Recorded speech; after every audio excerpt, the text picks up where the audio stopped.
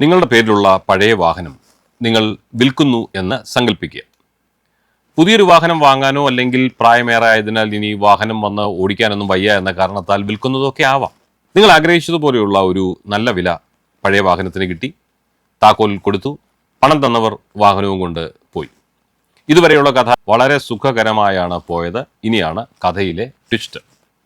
നമസ്കാരം, ടൈം മീഡിയയിലേക്ക് എല്ലാവർക്കും ഒരിക്കൽ കൂടി സ്വാഗതം. നിങ്ങൾ ഈയിടെ നിങ്ങളുടെ പഴയ കാറോ ബൈക്കോ വിറ്റിട്ടുണ്ടോ?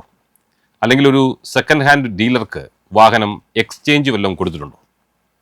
എങ്കിൽ ഈ വീഡിയോയുടെ അടുത്ത 2 മിനിറ്റ് സമയം ശ്രദ്ധിച്ച് നിങ്ങൾ കേൾക്കണം. വണ്ടി കൊടുത്തു, കാശ് കിട്ടി, എല്ലാം കഴിഞ്ഞു എന്ന്. എന്നാൽ നിങ്ങളുടെ ജീവിതം തന്നെ മാറ്റിമറിച്ചേക്കാവുന്ന ഒരു വലിയ അപകടത്തിലാണ് നിങ്ങളിപ്പോൾ നിൽക്കുന്നത്. ഈയിടെ ഡൽഹിയിൽ ഒരു കാർ സ്ഫോടനം നടന്നത് നിങ്ങൾ പത്രമാധ്യമങ്ങളിലൂടെ അറിഞ്ഞിട്ടുണ്ടാവും.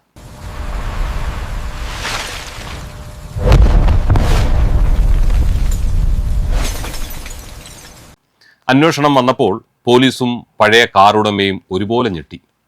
കാർ ഇപ്പോഴും അതിൻ്റെ പഴയ ഉടമയുടെ പേരിലാണത്രേ. ഈ സംഭവം ഒറ്റപ്പെട്ട ഒരു കാര്യമല്ല.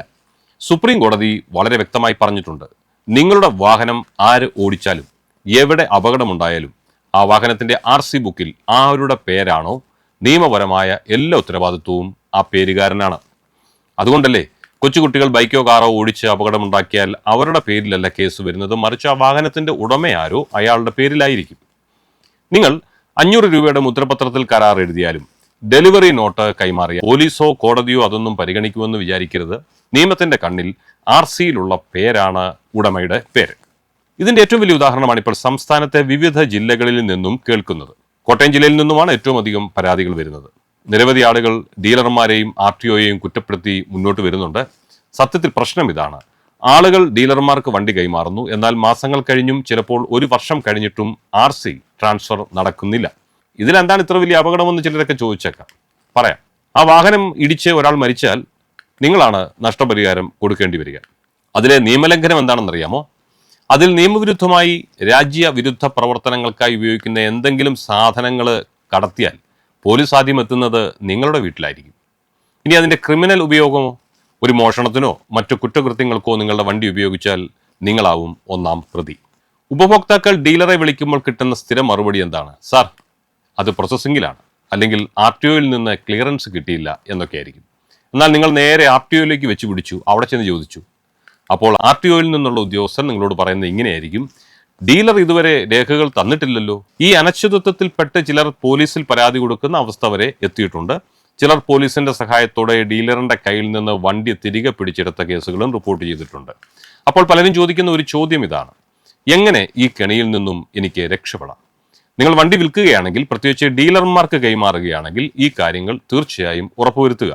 RC ട്രാൻസ്ഫറിനുള്ള എല്ലാ രേഖകളും ഒപ്പിട്ട് നൽകുമ്പോൾ അതിന്റെ കൃത്യമായ ഫോട്ടോ അല്ലെങ്കിൽ കോപ്പി വാങ്ങി നിങ്ങൾ കയ്യിൽ സൂക്ഷിക്കുക. ഡീലറുടെ കയ്യിൽ നിന്ന് രേഖകൾ കൈപ്പറ്റിയതായി ഒരു രസീത് നിർബന്ധമായും എഴുതി വാങ്ങുക. ഇനി നിങ്ങൾക്ക് RTO സ്റ്റാറ്റസ് പരിശോധിക്കാം. വെറുതെ ഡീലറെ വിശ്വസിച്ചിരിക്കരുത്. ഇടയ്ക്കിടെ വാഹൻ പോർട്ടലിൽ, അതായത് പരിവാഹൻ എന്ന പോർട്ടലിൽ കയറി നിങ്ങളുടെ വണ്ടിയുടെ RC സ്റ്റാറ്റസ് ഓൺലൈനായി നിങ്ങൾക്ക് പരിശോധിക്കാൻ കഴിയും. പേര് മാറിയെന്ന് ഉറപ്പുവരുത്തണം. വാഹൻ പോർട്ടലിൽ നിങ്ങളുടെ പേര് മാറി പുതിയ ഉടമയുടെ പേര് കാണിക്കുന്നത് വരെ ആ വണ്ടിയുടെ നിയമപരമായ ഉത്തരവാദിത്വം നിങ്ങൾക്കാണ്. ആ ഒരു പേര് വരുന്നത് കാണുന്നത് വരെ നിങ്ങൾ ഒട്ടും സുരക്ഷിതരല്ല എന്ന കാര്യം ഓർക്കുക. മറ്റൊരു കാര്യം കൂടി ഓർമ്മിക്കുക, ഒരു ഉപയോഗിച്ച വാഹനം വിൽക്കുമ്പോൾ പണം കിട്ടുന്നതിനേക്കാൾ പ്രാധാന്യം നൽകേണ്ടത് RCയിലെ പേര് നിങ്ങളുടെ പേരിൽ നിന്നും പുതിയ ഉടമയുടെ പേരിലേക്ക് മാറ്റുന്നതിനാണ്. ഒരു നിമിഷത്തെ അശ്രദ്ധ ചിലപ്പോൾ നിങ്ങളുടെ ജീവിതം മുഴുവനും കോടതി കയറിയിറങ്ങാൻ കാരണമാക്കിയേക്കാം. ഈ വിവരം നിങ്ങൾക്ക് ഉപകാരപ്രദമായെങ്കിൽ തീർച്ചയായും സുഹൃത്തുക്കൾക്കും വണ്ടി വിൽക്കാൻ പോകുന്നവർക്കും ഷെയർ ചെയ്യുക. നിങ്ങളുടെ അനുഭവങ്ങൾ കമന്റ് ബോക്സിൽ ഞങ്ങളെ അറിയിക്കുക. ഇത്തരം വളരെ ഇൻഫർമേറ്റീവായ വാർത്തകൾ നിങ്ങളിൽ എത്തിക്കുന്ന ഈ ചാനൽ നിങ്ങൾക്ക് ഇഷ്ടമായെങ്കിൽ ദി ടൈം മീഡിയ എന്ന YouTube ചാനൽ നിങ്ങൾ സബ്സ്ക്രൈബ് ചെയ്യുക, ലൈക്കും ഷെയറും നൽകി മറ്റുള്ളവരിലേക്ക് ഇത് എത്തിക്കുകയും ചെയ്യുക. മറ്റൊരു വിഷയവുമായി വീണ്ടും കാണുന്നതുവരെ നിങ്ങൾക്ക് എല്ലാവർക്കും നന്ദി, നമസ്കാരം.